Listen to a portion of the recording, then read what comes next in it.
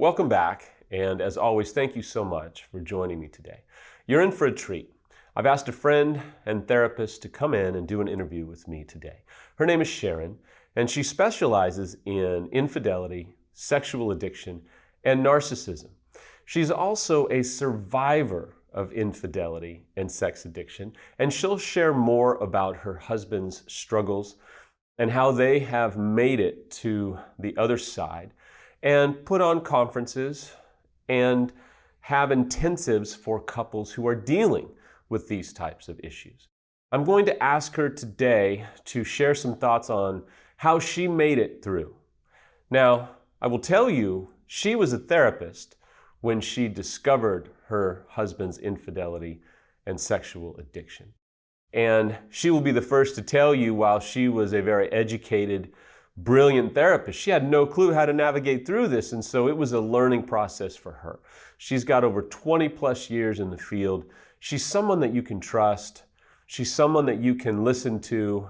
And my hope, my prayer is that you'll say, yeah, she gets it.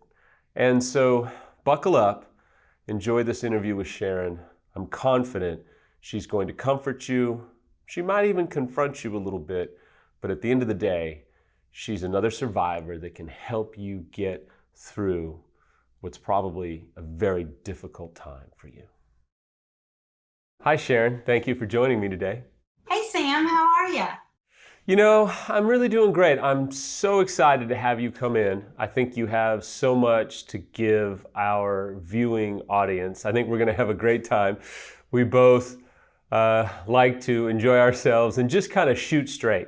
And I know that my viewing audience can't really deal with people that don't shoot straight, so that when you and I talked about doing this interview and getting to know you and your husband, I thought, man, she's going to be fantastic. So thank you for coming in today. Thank you. Appreciate that. So why don't you tell the audience a little bit about who you are, what you do, certifications, all that fun stuff, so they understand the true expert that you are in this field. I am a licensed clinical social worker, and I have worked with families, couples, children for 27 years. That's a long time. I started out just working with children and families, and I think as I grew up, I was able to grow up the clientele that I saw.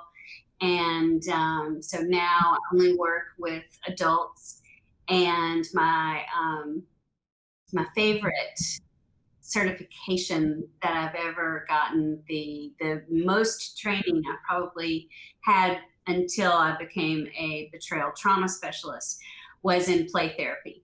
Being a play therapist, I see the world of therapy a little differently than lots of people do. And I hope that that's something that we can have fun with today. So I'm an LCSW. I am an APSAT certified trauma specialist. I am a former APSATS board member. And I have to say that was something that was a highlight of my life, being able to serve on the board of that very important nonprofit. Well, what I love about you is that, as the quintessential William Wallace said, men and women don't follow titles, they follow courage. I love that you have to look at your certifications, because it means you're not riding on them. At the end of the day, you're a survivor.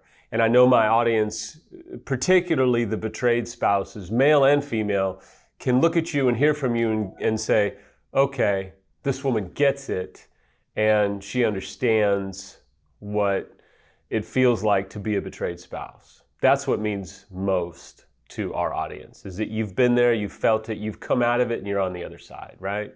10 years ago was when I realized I was in love with a man who identifies as a sex addict. My life changed at that point. I was given a moment 10 years ago, on the day that I figured out, I was given sort of this moment of true consciousness where I was able to sort of say, this is about him.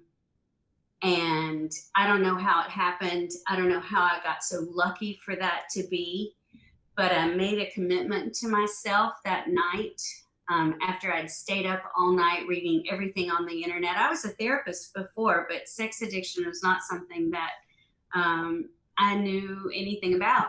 After reading everything on the internet and deciding, okay, I can create a safe space for my marriage, and he can meet me there if that's what he chooses, and that's what I want to do. I made this commitment to myself, and it was, I want to be proud of everything that I say and everything that I do from this moment forward. That seems really vague. In my opinion, it represents a heart that you wanted to have towards your husband as you're going through probably what was the biggest devastation of your life. And so to me, I don't hear it as vague, and I love the fact that our audience can hear your heart, because not everybody could say that, not everybody reacted like that, and that's completely okay that not everybody reacted like that, because I'm sure, treating this has probably brought you to deal with some people who are very hurting, very broken, and even hopeless at discoveries like what you've just described. Sam, it sounded really altruistic what I said, but I didn't really mean it that way. Really, what I realized was that I had become a woman living a life that was this small. And I was so disappointed in that. Now, I didn't pick it, I didn't choose it, I didn't make it, none of that stuff. I was real clear, this is yours, right? Except for the times when we women go, oh, if I were skinny enough, oh, if I were better at this, better at that, all that time. I had all those moments, but that defining moment for me was about me being proud of me.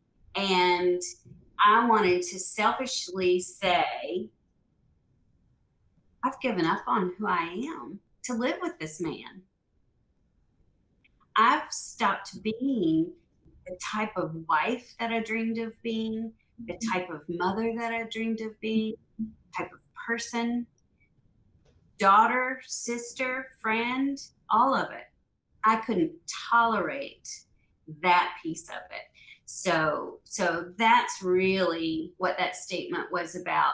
Now, I did keep a safe space for my marriage. James and I were separated for 3 years. And that first year, that was a good thing. The second year was better. And the third year, he spent most of the time with us. But it sure was nice to be able to say, you're not present, please go home. To hear a story like that is so different than what you hear. So many times we think that, okay, there was disclosure, we got some help that wasn't good, and then we got great help and we rode off into the sunset of healing and restoration, and that's just not how it happens. Like, that's just not the way it goes. I had 3 therapists that I worked with because in the area there was really only one CSAT. I had a psychiatrist, and I took antidepressants for the very first time in my life. And she's one of those fabulous psychiatrists that could do therapy as well. So I saw her once a week. I did EMDR therapy once a week. And then we pulled in a couples therapist. And then my husband also had his therapist, who he has seen for the last 10 years every week. And I think it helps the audience to understand if their situation didn't go through this linear little approach, this cute little model. We did this, and then we did this, and then we did this, and we were great.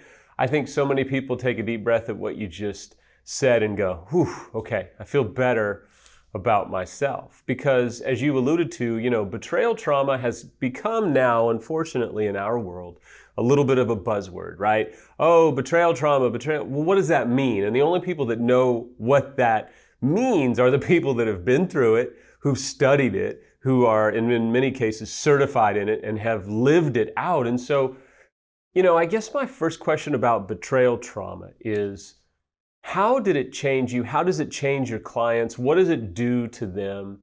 Because I think there's so many people that are still hearing the words betrayal trauma and kind of like, well, what does that mean? And then there's people like you who are experts that can put words to people's feelings and have them go, yes, that's what I feel. So share a little bit about betrayal trauma, what it does, how we suffer from it, how it can change us in a negative, maybe even in a positive. I don't know if you've ever heard, but the Gottmans call marriage a sacred friendship. And I just adore their take on that. Isn't it true that we have chosen the person that we want to spend the rest of our life with, our best friend, our sacred person?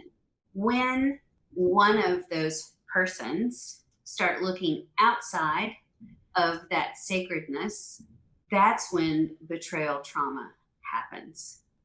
So many people define betrayal trauma as finding out about the betrayal and everything that happens after that. But the truth is, Sam, is that betrayal trauma has already happened. It starts when one of the sacred two has begun to put their energy, their intimate energy, outside of the two of them. And you made a comment earlier off camera about much of the work that the betrayed spouse does is repairing the feeling of being unloved, even if that may not appear true, it's what they felt, right? We have a lot of this is what it feels like in this work. It may not necessarily be the truth, like a real fact, but it is absolutely whatever that person is experiencing. And the most common thing that betrayed partners experience is feeling unloved.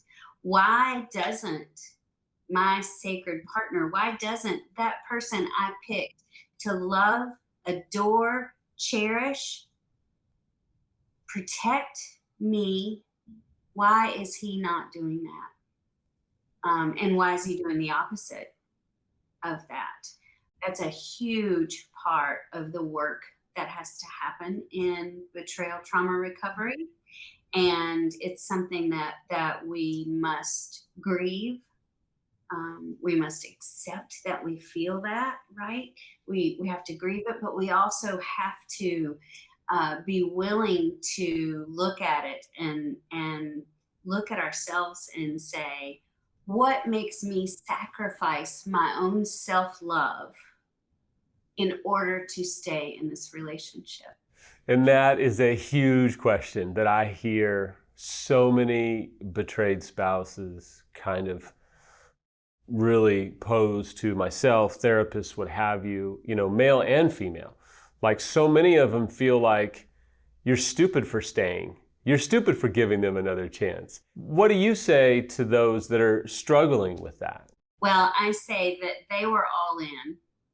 And so that's something that I'm going to remind them about as time goes by, is that they get to look at those pictures, they get to remember those moments and know that they showed up, they were all in.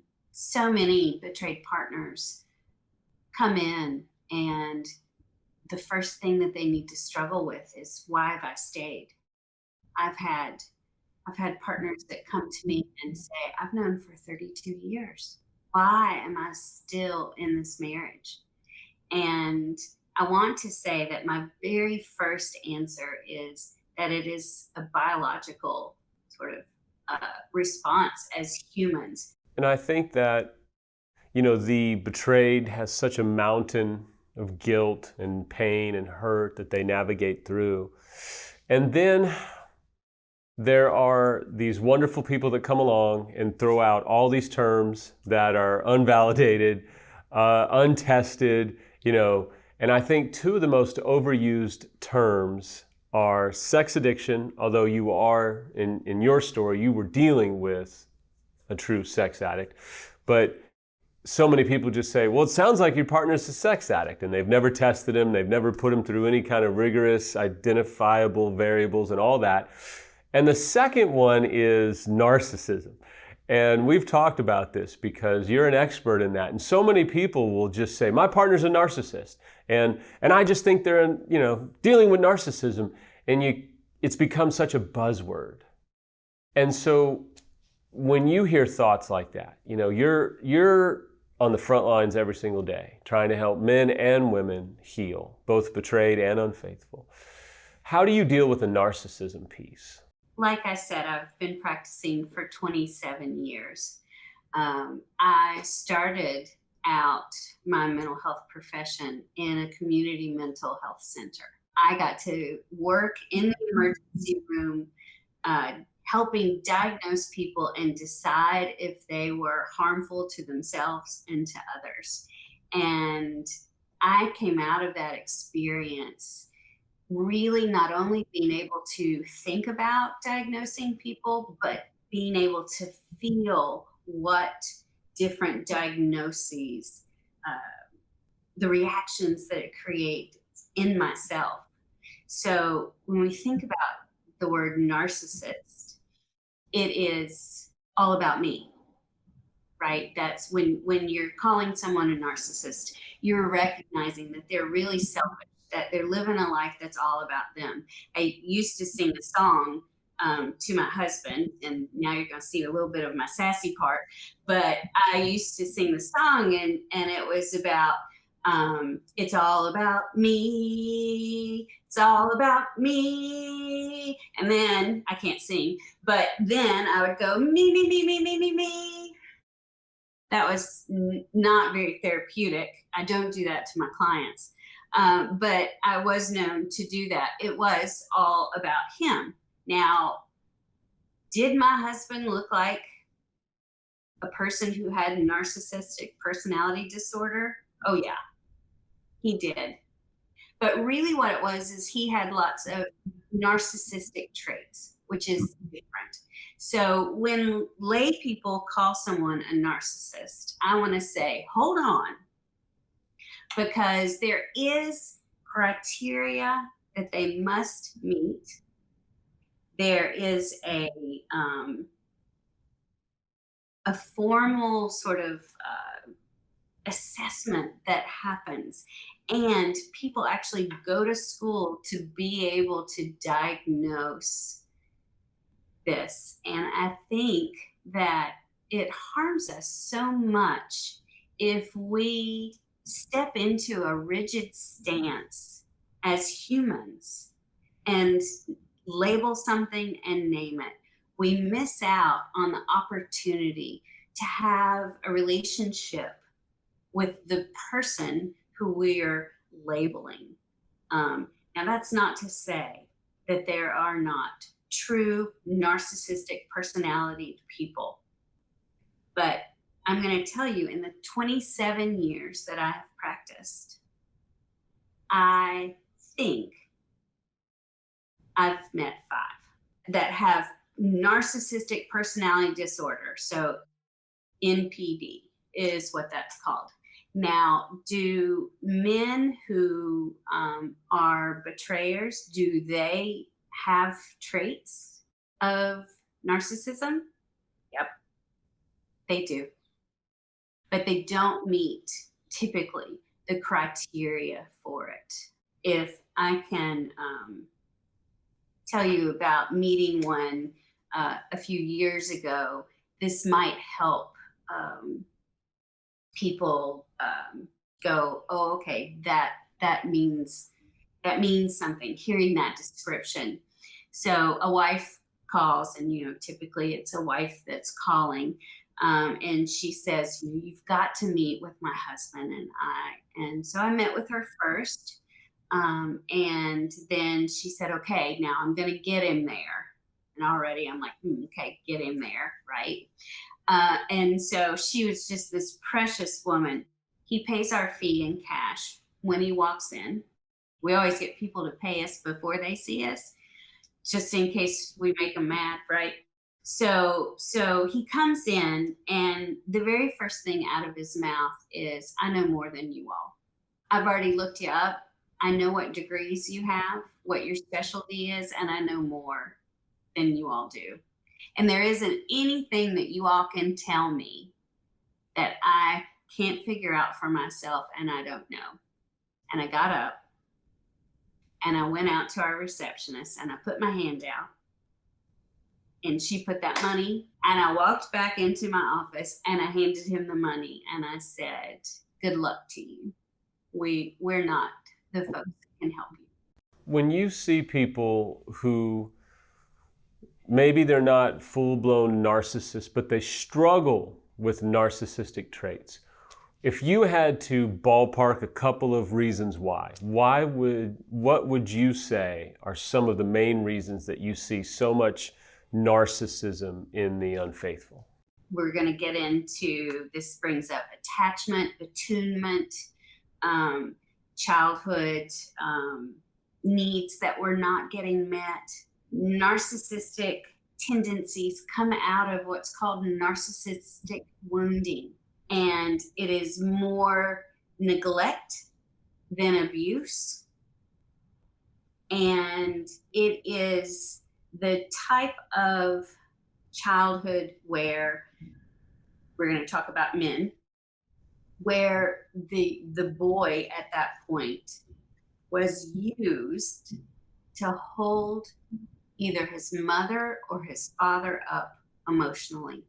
If you think about that, they were not celebrated for who they were, just what they could do for someone. And I think that as a therapist, one of my guiding principles is helping people see who they are and appreciate who they truly are, what makes them special, as opposed to only being able to define themselves by what they do. And I love that. I think there's a lot of great truth in there. So a man or a woman comes into your office and they have severe narcissistic traits. How likely is it that you feel like you, and if you brought your husband in to help as well, how likely, and I'm leading you here, but I can't wait to hear it because we haven't talked about this. How likely is it that you think that they can really grow, heal, and find a sense of wholeness for their own recovery? How likely is it that you think that that can happen? I'm going to think it every time. That's great. Why? They deserve it, and I think they're capable of it. Now, does it take a lot of hard work? Is it going to take the kind of companioning that they should have gotten when they were young? Hold on right there. Let's talk about that, because you just said something, so I haven't heard that before. You said it's going to take the companioning that they did not receive. So if I reverse engineer that, what you're saying is, to a certain extent, and we don't live in the black and white, we live in the gray. To a certain extent, there is a, shall we say, connection to narcissism when a child has not been companioned well. Did I say that right? Yes. Expand on it a little bit for us. Well, what do you think about when you think of the word companion? I think of hanging out with a mom or a dad, friends, just not being alone all the time. And it's funny that you asked me that. We're not going to turn this into a therapy session, but I was alone a lot of my young life. So this resonates with me significantly. I love the idea of knowing that children need to be celebrated for who they are. When I say to men, were you celebrated for who you are? So many of them look at me like I'm crazy. What does celebrate mean? You know, was somebody excited to see you? Were they happier when they were with you because they loved you and they missed you when you were gone? Did someone notice when your mood changed, and instead of making you wrong for your behavior, remembered who you are as a little person and connect there, companion that little person, and collaborate with them to figure out what behaviors are going to help them more than the behaviors that they are offering. So in play therapy, you don't make rules in the playroom until they're necessary. So that sounds kind of crazy, but the beautiful thing is that your tolerance for meeting people where they are grow. I could not have put my career I couldn't have ordered my career any better to be able to work with these men than to have learned about being a play therapist and really seeing what's happening and only making the rules when I feel like they're going to hurt themselves.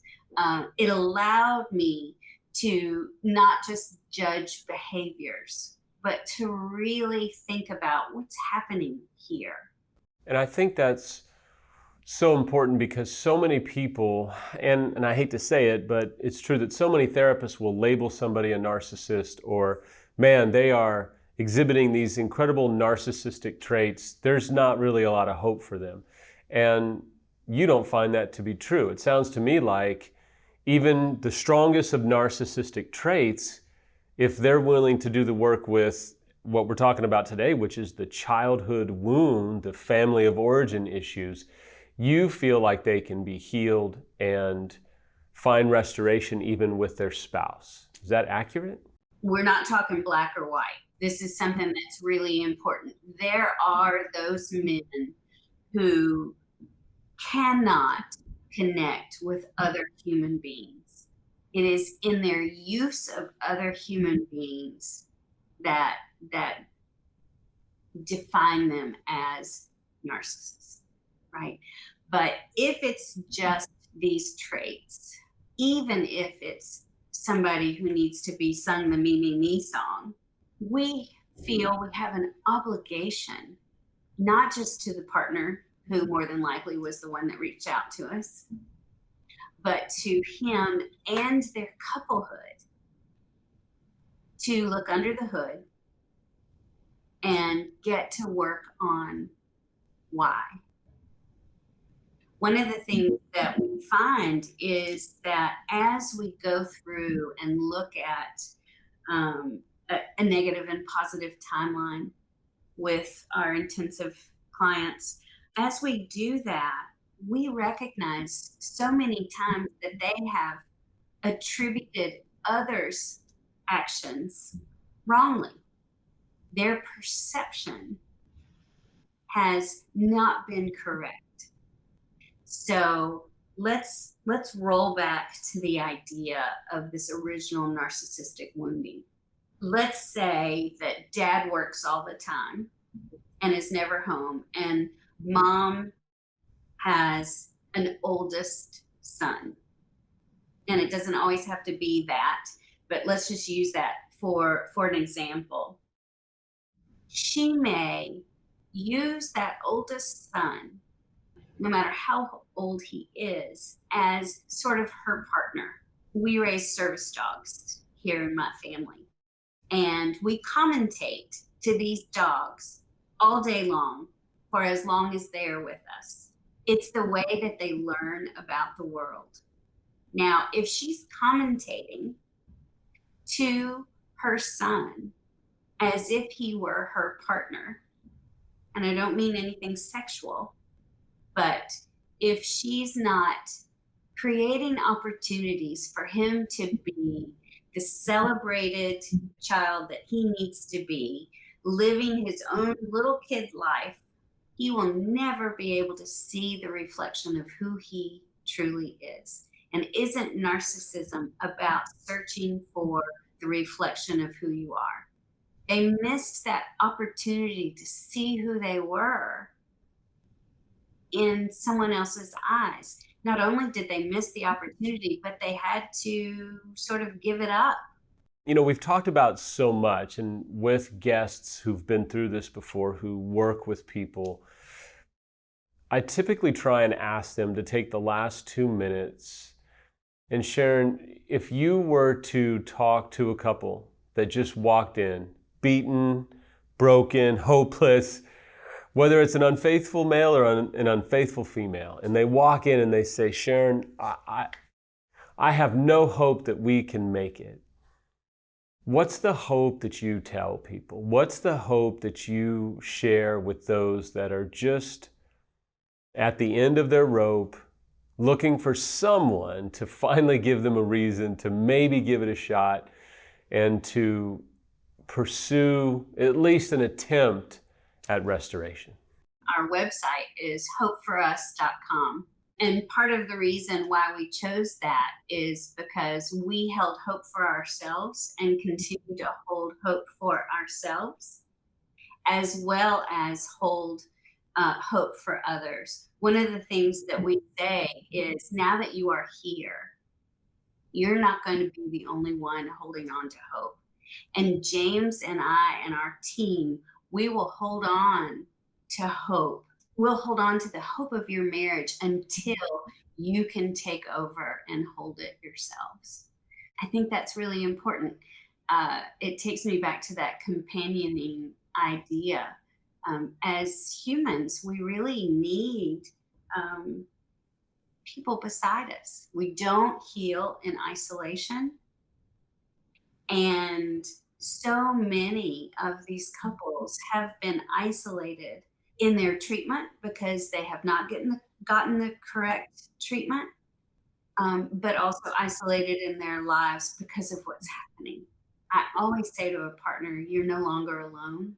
Sharon, I love your heart throughout this whole interview because I think some of the most damaging things I've seen have come from aggressive, black and white thinking therapists or professionals who can be overly critical and harsh, and either a betrayed or an unfaithful come out of a meeting like that wounded and hurt, feeling even more shame.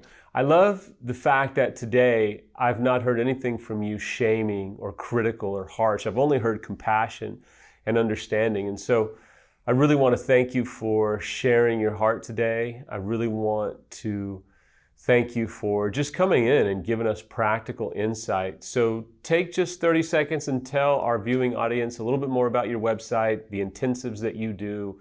If they want to reach out to you, how can they reach you? Thank you for the opportunity today. So it's hopeforus.com, and my husband and I own it. James is a CSAT supervisor, as well as being on the APSAT's board of directors. We're both trauma professionals, and we create custom intensives for individuals and couples to work on really finding who they want to be, how they want to live their lives, making the boundaries that allow them to live that life, and finding their way back to hope. Thank you so much for being with us today, Sharon. Thank you.